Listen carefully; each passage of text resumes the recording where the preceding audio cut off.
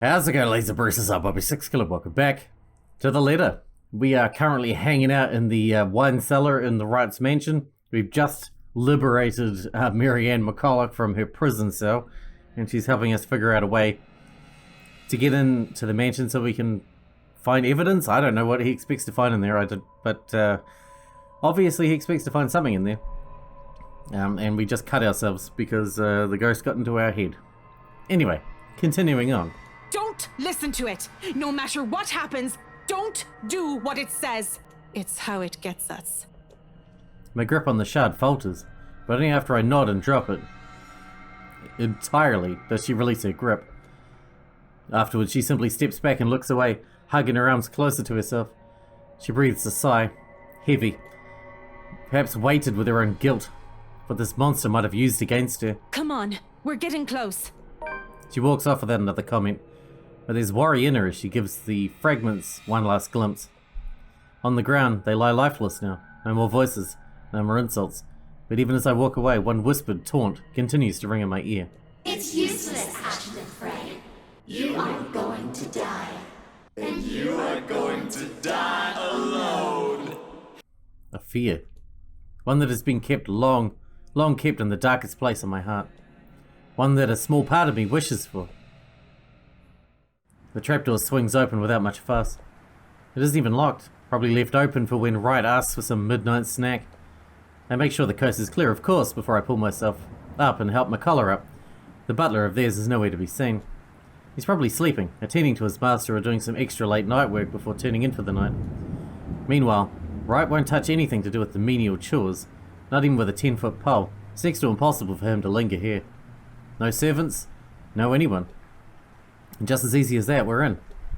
Gently I close the hatch. If things go well, the same path will be our way out. If our luck doesn't hold, that's not an option now, is it? I have people waiting for me. I really don't want to think what might happen. Sometimes it's best if we revel in the little victories. They're great blessings when everything else is going against you. And in a place like this, fraught with unknown dangers, it's a feeling that lasts only but a second. Suddenly a sob, ringing out from some distant part of the house, echoing through its empty halls. Beside me, slumped on the ground, pale and breathing heavily, McCulloch immediately tenses. Her eyes go wild and she grips the side of the counter with a force that might be enough to crack it if only she had the strength. As it is, she can barely stand. She hasn't fully recovered. Makes sense of the 3 or more days without proper food or water. And it's this weakness that puts the fear in her eyes. She's aware. If something happens, if there's a need to run, she won't be able to. She's a liability at this point. Holmes, I really don't think going any further is a good idea. Not for you, you need to go. Look at this place. Everything seems fine. Nothing's off. Maybe we should just go? I really don't like the sound of that. You really don't have to come with me. Just until the kitchen, yeah? We're already here. You've done your part. From here on, I'm going on my own. Yes, I said that, but... Can you even stand? She doesn't answer. You'll only be putting yourself in more danger if you follow after me. You have an easy way out of here. Stay here. Once you're okay, I need you to get yourself out of this place. What? I'm not going to leave you! We're good. Well, I'm not taking you with me either, lady. So it's here or out there. You really are mad, aren't you? Maybe. Probably all will be, if no one fixes this little curse problem we have. You think you'll find something in here? This is just a mansion, for God's sake! Maybe. It's worth a shot. Besides, if what we're hearing right now says anything, I'd say scumbags. Who? Right. He might be knee-deep in trouble and he has no idea about it. McCulloch still appears as if she's about to argue. So instead of more words, I unholster my taser and hand it to her. A standard issue for every member of the Luxbourne police force, but it shouldn't take a genius to know how to aim and fire one. Even Isabella may just be able to use it without training. Yet Miss Interior Designer Extraordinaire stares at it as if I've just handed her something particularly nasty. Listen, you want to wait? Fine. I'm leaving this with you. But if I don't come back here within 15 minutes, I want you to backtrack and get the hell out of here. Are you daft, Holmes? I already told you! In case something goes wrong, I need someone who can tell people what's going on. Who can tell my friends what might have happened here. They're at the crawl. You know the place, right? I trail off, letting the meaning of my words hang in the air. I want to be optimistic about this, really. However, I'm going against something almost everyone can't quite understand. I'm just being realistic with my chances. McCullough seems to understand this as well after what I've said. Any sign of protest has already died from her tongue, and she simply looks at the taser quietly. After a moment, she just nods. Beyond the walls of this room, the cries continue to grow louder, and I take it as a sign to leave. Without another word, I slip out of the door. Like a siren called, her voice beckons. Finding out who that is seems as good a place to start as any. I keep to the shadows for the most part. Not that there's any need to, the entire place just feels empty. Odd when a house this big should have a large staff. You'd think there'd be one or two roaming around for some late night chores or someone seeking out whoever's creating this ruckus. There's none, however. Shouldn't they have security posted inside as well? Unless his security means the butler, though I doubt Scumbag's that sloppy. He loves his life more than anything. Probably more than his own wife. And the things he's done, he's bound to make it more than an enemy or two. He's also the kind who'll do anything to keep himself safe. Alive. I wonder what he'll say when he finds out that there's something not human living with him in his own house. Potential dangers aside, being on my own grants me a greater degree of mobility, which I'm more comfortable with. Sure, I could have enlisted McCullough's help. Next to the people who own this, she's probably the one who's most familiar with the mansion. But the cons of bringing her outweigh the pros. She's better off somewhere a quick exit's in sight. With no tag-alongs, I only have to worry about myself, watching my back. Selfish, I know. Plus, she's like tired from not eating and drinking. Unnecessary. She can't move fast. In the same manner this whole plan is, no matter how idiotic going into this is. Besides, I don't need a guide when the house's layout is fairly simple, almost mirrored with only a few modifications in the rooms. Although I've only been here once, I think I already have a good grasp of this place's ins and outs. As long as you can tell which is east and west, it shouldn't be hard to find my way around. After the dining hall, the main foyer should be the next thing that greets me. Where the woman's cries are leading me. Honestly, after what happened outside, I'm not even sure I should be trusting what I'm hearing. But with the whole mansion somehow seemingly devoid of any inhabitants, I'm inclined to look into this. More than surviving this curse, a huge part of this is my training speaking. I just hope this isn't a crime scene I'm walking into. But nothing's ever that simple, is it? Not when you're dealing with the supernatural. Nope. Because as soon as my feet cross to the next room, something shifts. In a flash, nearly without fanfare, it happens in the blink of an eye. I almost miss it. One moment there's red, and the next, I'm standing alone in the foyer. For a brief instant I pause, glancing wildly around the place, blinking twice as if my movements will spur the vision back. Yet, nothing. No blood dripping on the walls, none trailing down the stairs or pooling on the floor, no eyes watching my every movement. Only the same cries gradually growing in intensity the longer I dally, along with a voice. Mother, Desperate. where are you, Mother? Pleading. Mother, please. I don't want to be alone. Coming from the same direction I've heard the cries from. Upstairs. The place is not entirely empty then. A better question now is who? Definitely not Scumbag or the butler. I've yet to see hide nor hair of them, and not knowing their whereabouts puts me on edge. I have to be careful not to make any noise, or be seen. Maybe the wife? Though one can't really tell if it's her, the way the walls echo her voice. Nevertheless, it pushes me to move. Taking almost 2 steps at a time, despite the sickening feeling that something's lurking behind every great shadow, every small corner I pass. As if the house has several eyes watching my every movement. As if something alive dwells behind the walls itself.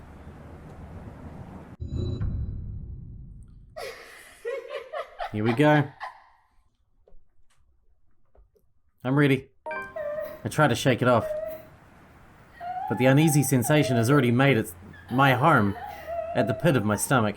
Dread, and it only grows deeper the closer I get to her. The relative emptiness of the place doesn't help either. Neither does the harsh wind battering the windows, nor the sheets of rain pelting down the roof.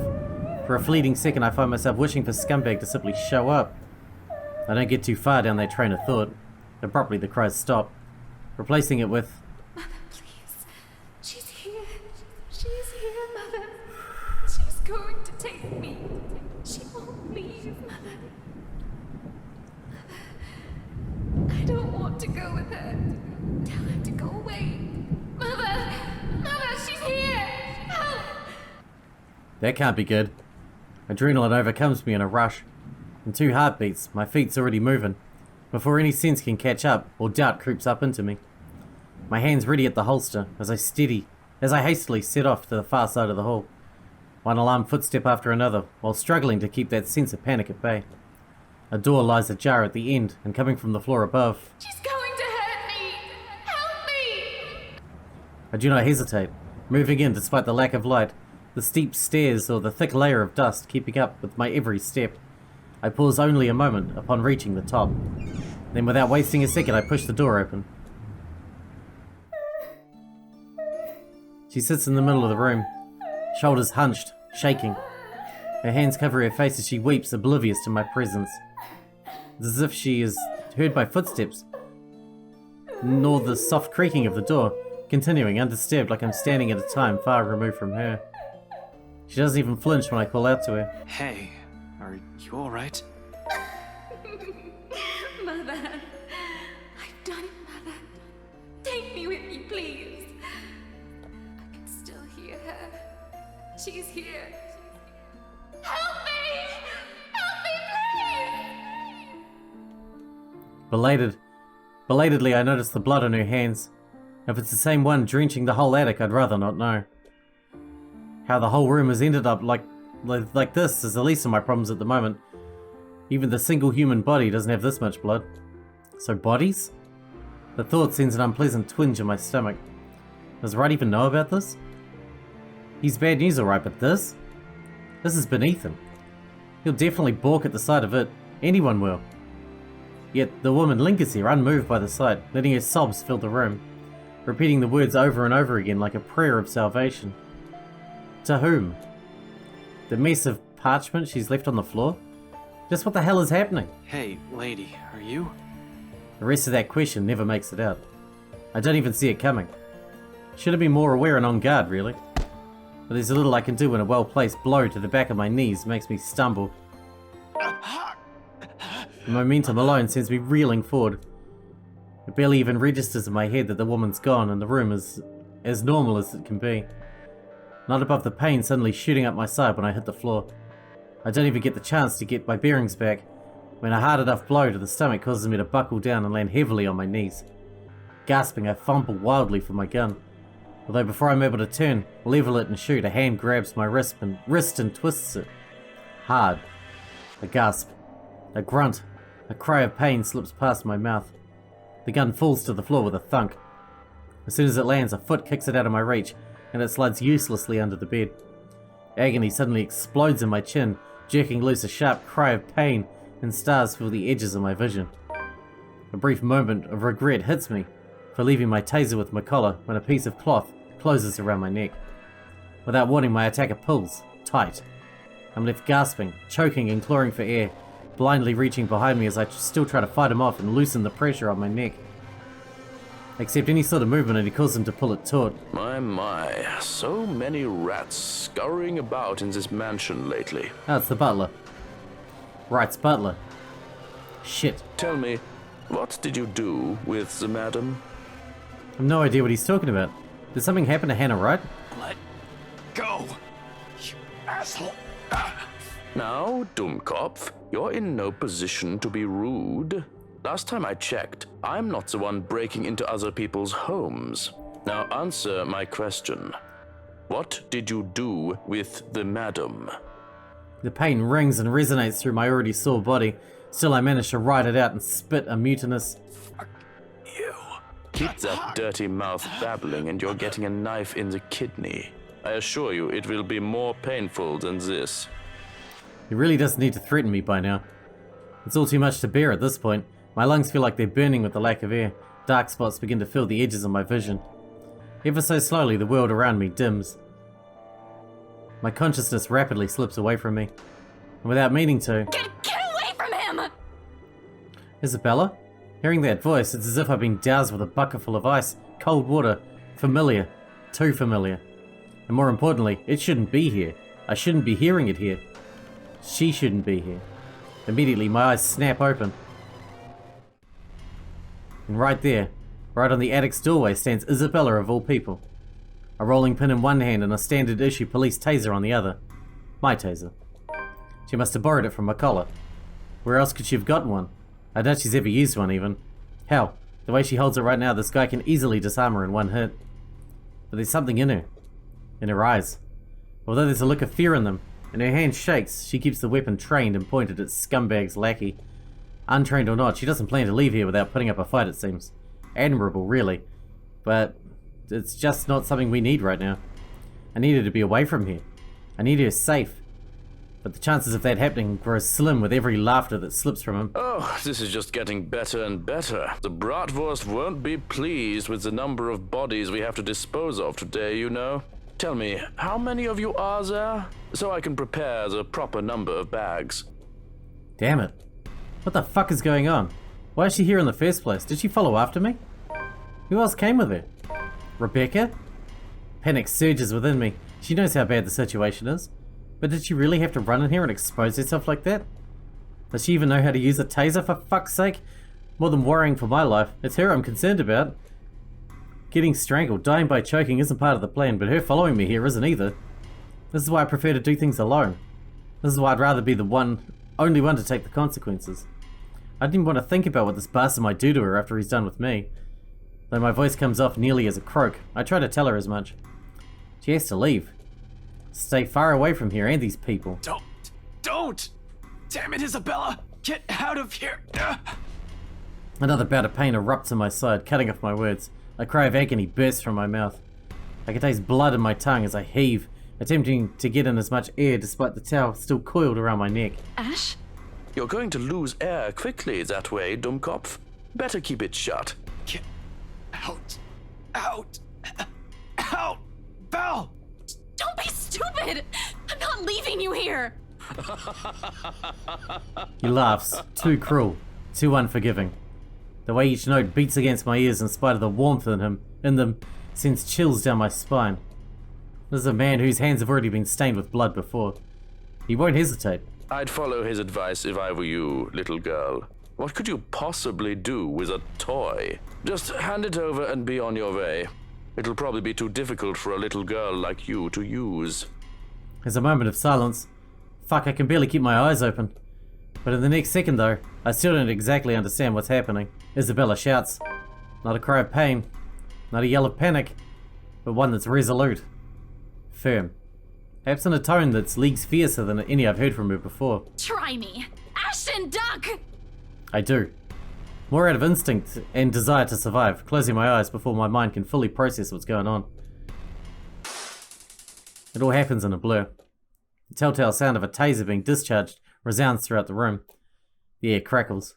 Something whizzes by almost too close to my ear, followed by the thud of something blunt, connecting solidly with another object. The next thing I know, the towel strangling me has started to loosen. I collapse on the floor, dazed and gasping for air. From my peripheral, through the haze of blood rushing and sound slowly filtering back, the butler buckles. He spasms once, then without much fuss, falls face first beside me, knocked unconscious by 50,000 volts of electricity and a fucking rolling pin. He'll be up for a while. I have no idea whether I should laugh or cry at that. Somewhere in front of me, my oxygen-deprived brain vaguely registers Isabella's form. She slumps on the floor, also breathing heavily. Right next to her trembling hands, both the taser and the rolling pin lie useless and forgotten, while the mood in the room eases. We should tie him up. A long gradual process of tension lifting. For countless seconds we remain quiet, with only our short gasps and sighs to fill the silence, allowing the adrenaline ebb away, and both our breathing to slow. Not a true repose by any means, but simply a brief respite. There's still the curse. We're still inside the mansion, in imminent danger. We still have no idea how to fix this. Outside, the rain seems to only intensify. Lightning flashes fleetingly somewhere, white and piercing, and the sky rumbles. No rest for the wicked. We need our gun back. I stir first, once recovered, having gained some semblance of sense and strength. Breathing still hurts, but it's bearable. As is moving, although every small motion causes a wince, it will be bruising tomorrow. I can manage. Retrieving my gun from under the bed is easy, but only with some effort am I able to drag an unconscious man to the far end of the room, snapping one end of a handcuff on his wrist while fastening the other end to the bed frame. That should keep him restrained for a few hours in case he wakes up prematurely. All through this, Isabella stays quiet. In fact, she hasn't even moved since. Her hands still shake, and and taking in long draws of breath while she stares vacantly in front of her, almost as if she's in shock. Perhaps she isn't even expecting any result, spurred on by some kind of desperation. Now it's sinking in. Unfortunately, we need to get moving. We don't have time for wait to everything to register in our heads. Kneeling in front of her, I give her a light shake. Belle, we need to go. We can't stay here. Slowly she turns, staring at me with wide eyes. Worry flickers briefly in them, along with something ineffable. And then without warning, she lifts her hand and slaps me right across the face. The sound of it cracks the air, shattering the silence like a fragile glass breaking. Despite the familiar rumble of thunder outside, it manages to ring louder above the storm. I don't even know what hit me, until my head has already snapped back and my cheek stings with their anger. And it is anger. In spite of the stillness and lack of words afterwards. Not fuming though, never fuming. But the kind that burns lightly and soundlessly. A frustration instead of seething rage. One that ebbs just as quickly as it flows. And once the tide subsides, there's only that gleam in her eyes, warm, steadfast and unflinching. Quietly I brace myself for the truth underneath that gaze. It slips from her lips softly, nearly fading under the sound of the rain still falling fast, if not for the weight in each of her words. What is wrong with you? Belle, If your bartender friend hadn't slipped up, no one would have known where you went. Belle, one person knowing is enough. Any more than that, and You almost died! He could have suffocated you right then and there, and you could have died. And by the time anyone ever finds out, you're already fertilizer! She trails off, dragging in one indrawn breath after another. A brief lull as her frustration finally gives, dissolves into something more pensive and somber. Her shoulders droop, and though her voice rises hoarse and weary, in her next words there's only certainty. You count too, you know?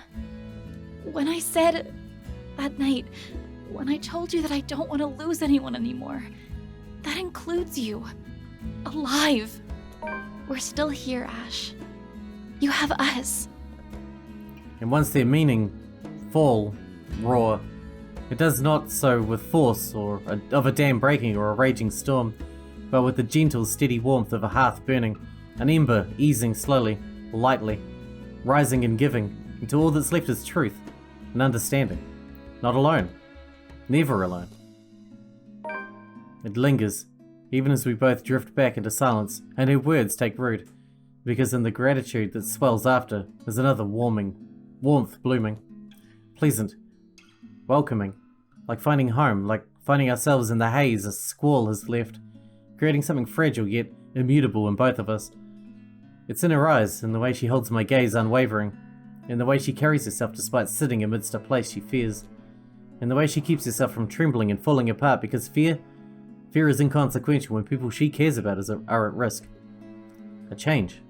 She realizes that now, holds on to it. Another little thing, another small thing from her that may go unnoticed and pass by quietly, but will eventually amount to a lot of things. Tiny gestures that mean nothing at first, but begin to matter to me one day, until... oh. Despite myself, a small smile slips from my lips as the same warmth from earlier unfurls in my chest. Unhurried, familiar, and bright from all the years I've carried it, but have never given the words for it. Stop smiling like that, Ashton! I'm not done scolding you! But this time they come easy. I heard all of it. Don't worry. Are you really okay? That guy hit you a little too hard on the head. Here, let me... I reach up just as she extends a hand toward my face, catching her wrist in a light grip, drawing it closer and folding her hand in between mine. Although her expression does shift into mild confusion, she doesn't pull away like I'm expecting. She simply stares at me, searching. For her to allow a gesture from me that's perhaps too close, and tells a lot how far things have already shifted in the past few years. Cradled in mind, her hand still trembles. Most of the tremors have already subsided by now, though I doubt it will fade away this soon. Even as I trace the lines of her palm, in what I hope is a comforting gesture. I'm sorry, Belle. For what? Is this about what happened tonight? You can apologize later, when... No, well, this too, but it's not just about this.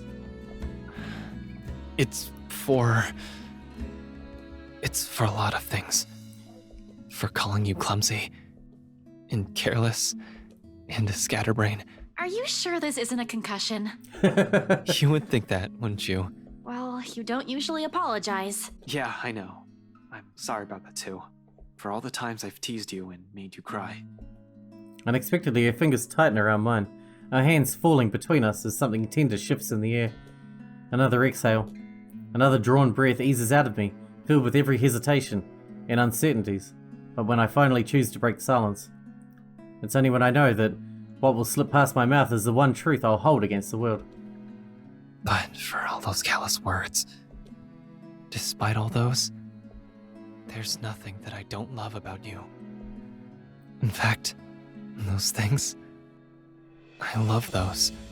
And everything that's you. For a long moment, she offers no response. Her grip on my hand merely tightens.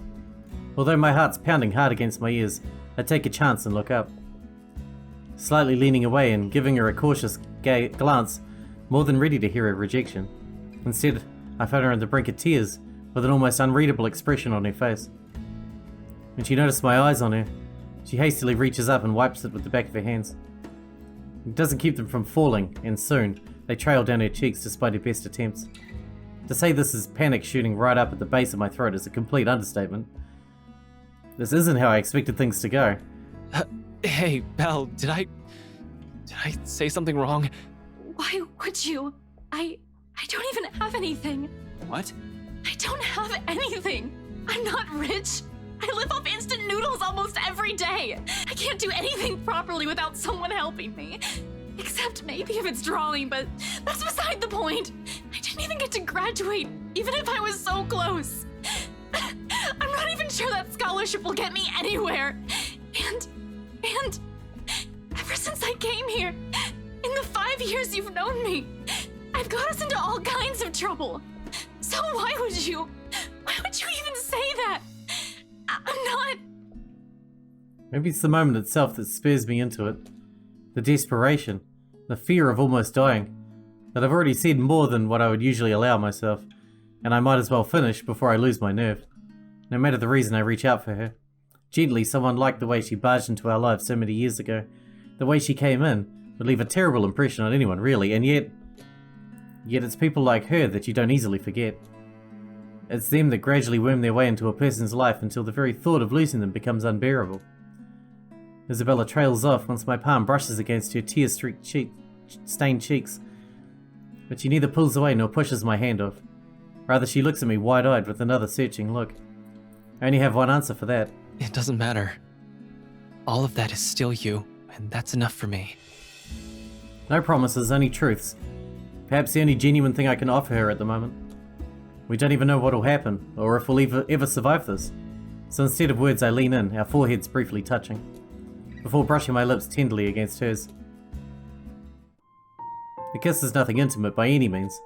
There's a brief second our lips touch, when she tenses, unsure, a long moment of not knowing what to do with her hands, until she settles them on me. Slipping it up my arm in a light grip, too afraid to make a mistake or hurt. But for now, it's enough.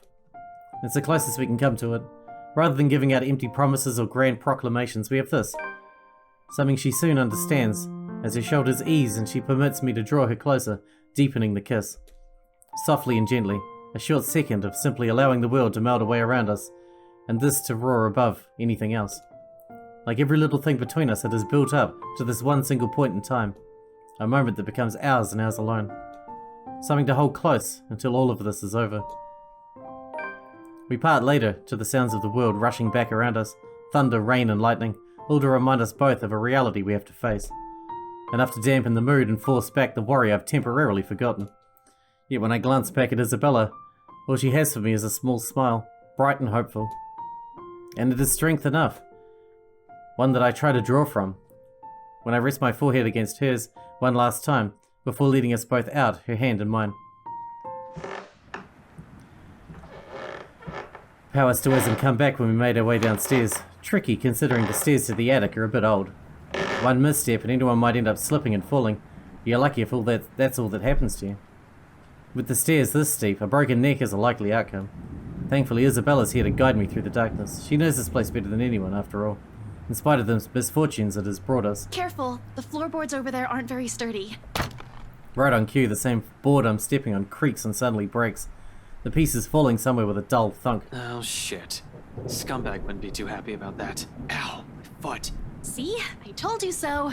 You never listen to me. They renovated the whole mansion and they can't even replace one tiny part of the house. Why don't you file a complaint to BRC then? I'm sure they'd be thrilled to hear it. You know it was such a rush job. Outside, the winds have intensified. Even from here, I can hear the gusts battering the window in the attic. It makes you wonder why up until now, the only person we've encountered from this house is the butler. Although to some degree, it makes sense. He's in charge of running the place. Where are the other servants, though? In this storm, wouldn't anyone want to stay inside? A likely assumption is they're all asleep. The route I've taken doesn't really pass by the rooms they're likely assigned as the servants' quarters. However, they also have heightened security. I brushed it off earlier, thinking they'll be posted a lot closer to where the master's rooms are, but the second floor is devoid of anyone as well. As if every inhabitant of this place has suddenly disappeared overnight. More importantly, what is that scumbag? I don't like this. I don't like this at all. The fact that we're here, right in the fucking middle of it, makes me all the more queasy. And the feeling only escalates once we reach the landing, and Isabella swings the door open. Alright, we better wrap this one up here, because we're out of time for today, but we still haven't found anything. I mean, we've dealt with the butler, who nearly murdered us, and Isabella's here. That's cool. But we haven't found any evidence to figure out what's causing it, or how the hell we break this curse. And we're back in the kitchen again. That's not very helpful. There's a lot of house to check out. I would have thought the dungeon would be the best place to start, really, but who knows. Anyway, I hope you guys enjoyed it. Thanks for watching. Thanks for hanging out with me, and I'll see you in the next one.